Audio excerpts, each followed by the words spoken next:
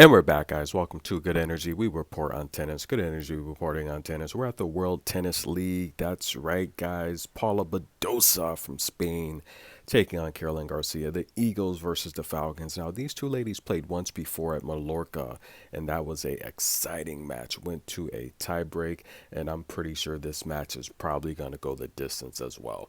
Caroline Garcia, guys, she's just having an amazing year. Started the year off ranked like what, 70 something, 75th, I don't know, something like that, and shot her way all the way up the rankings. Listen, I think it started in Lyons, France, that lost to Zhang. Now, she had a good chance to win that tournament. We know Zhang would go on and defeat Yastremska in the final, but it really started in Lyons. It really jump started the car, got her on the road again. She went to Bad Homburg. She took out BB. And listen, anyone that saw that match, I covered it. Bianca Andreescu was up a set and a break, cruising to the championship. I think that really, mentally, I think that destroyed Bianca, to be honest with you, because she talked about, the depression and the mental issues she's been having. I think she really needed that championship. But she saw the finish line and choked. Caroline Garcia came back and won that championship at Bad Homburg, and that jump started everything. She then went on to Warsaw. She took out Iga Swiatek. She took out Anna Bogdan. Then she went to Cincy, where again I just rode her with the locks, all free underdog locks in Cincinnati. She took out Kvitova. Hope you guys like that championship lock I gave you as an underdog. And then she came to the U.S. Open, where we rode her again, and she would end up losing to Ons Jabeur, of course. But guys, we know what happened. She went to Texas, where I gave you more locks, and she took out Sabalenka. And look, she's having an amazing career. She's back. Now, she's won 6 of her last 10 matches. We all know that. She's lost twice to Iga Swiatek. She's lost to Sloane Stevens, Danielle Collins. But she's got some really good wins on the season. She's having a great year. But, guys, let's talk about Paula Badosa. Now, Spanish tennis fans, if you guys are listening to this, I want to know. Now, I've heard the feedback all year. You guys have been unhappy with Paula Badosa's year, 32 and 22, not having a great year, especially after last year. But I've said many times, did she jump too fast in the rankings? She had some favorable draws and she really jumped. I mean, she went from like ranked 90th something, nearly 100th, to rank 2 in 1 year. That's a lot. Now, was it too fast too soon? And I do want to ask this question. What about Garbina Muguruza? Now, I know Paula Badosa gets a lot of heat, but Garbina's not getting any heat at all from Spanish tennis fans. She went from winning the WTA finals to just having the worst year ever. Some injuries in there, yes, we know that.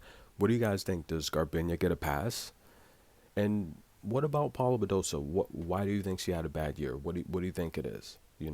I mean, she's only won 3 of her last 10 matches, guys. She's got of her last 10 matches, she has wins over Elena Rybakina, a very good win at the Billie Jean King Cup. But she's lost to she's beat Elena Rybakina, Shariko, and Serenko in her last 10 matches. She has losses to Ayla Tomjanovic, Petra Martic, Ken Wenzong, Danielle Collins, Victoria Azarenka, and listen, Harriet Dart. Now, a lot of people were very upset at the loss to Dart, but I said, look, I told you guys to take Dart to win that match because Dart's been more active. She's been playing a lot of tennis. Now, you guys were upset at that she lost to Dart, but the reality here is Dart just been a little more active, and that loss to Azarenka, she just gave up. Now, you guys know I've been saying all year with Paula Badosa, the only thing I'm concerned with is her stamina. I think her stamina, if you can bring her into deep water, 3 sets, 2 tight sets, I think she gets fatigued and runs out of gas. Um, if Caroline Garcia can do this here, she should win this match. But the reality here is the match against Victoria Azarenka in the elevation in Mexico. If she went on a good run, she would have made the WTA finals. She gave up. What do you guys? How do you guys feel about that? Let me know in the comments. But nonetheless, let's get back to this match here. So Caroline Garcia serves first, and looks like she gets broken here in the first service game. Paula Badosa does look good. Look at that rocket down the line. I think Paula Badosa is one of the best baseliners in the game. I do think she's a much better clay player though, and it's no secret she's from Spain. Spain produces some of the best clay players in the world. Sarah Rivas Termo, Nadal, Alcaraz, Paula Badosa, Garbine Muguruza. But the reality here is this is a match where early on Paula Badosa looks really good. She looks fit. She looks active.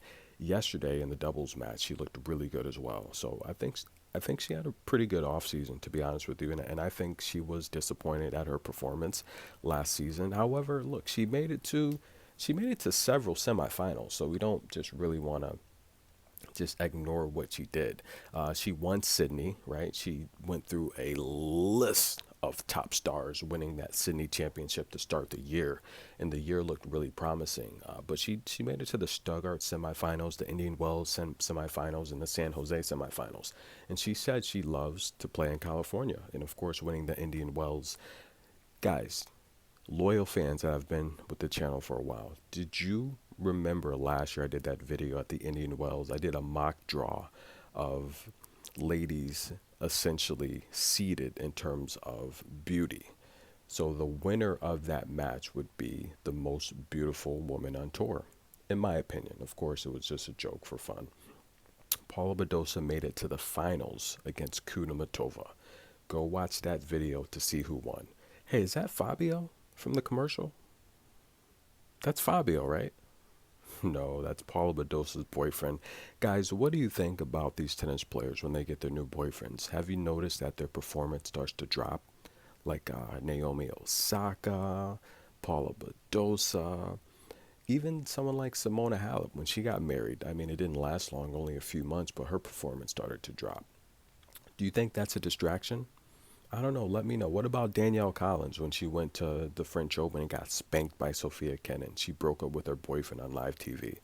So listen, I don't know. I mean, this has been something that's been talked about for a while. Ladies, when they get their new boyfriends, their tennis play starts to distract.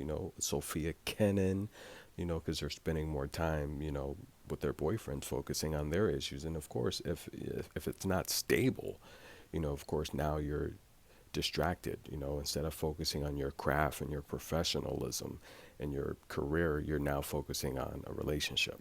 But I think if the support system's there, it can blossom. Look at someone like a Sloane Stephens, who she's married now. I think even though she was literally 500 on the year, I think she played well though.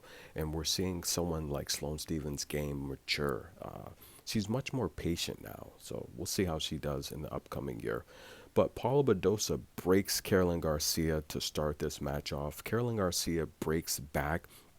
Now, if Caroline's going to win this match, she's got to bring Paula Badosa forward towards the net, right? We know that. She's got to use her excellent double skills. If Paula Badosa wants to win this match, she's just got to keep Caroline on the baseline. I don't think Caroline Garcia is the best baseliner.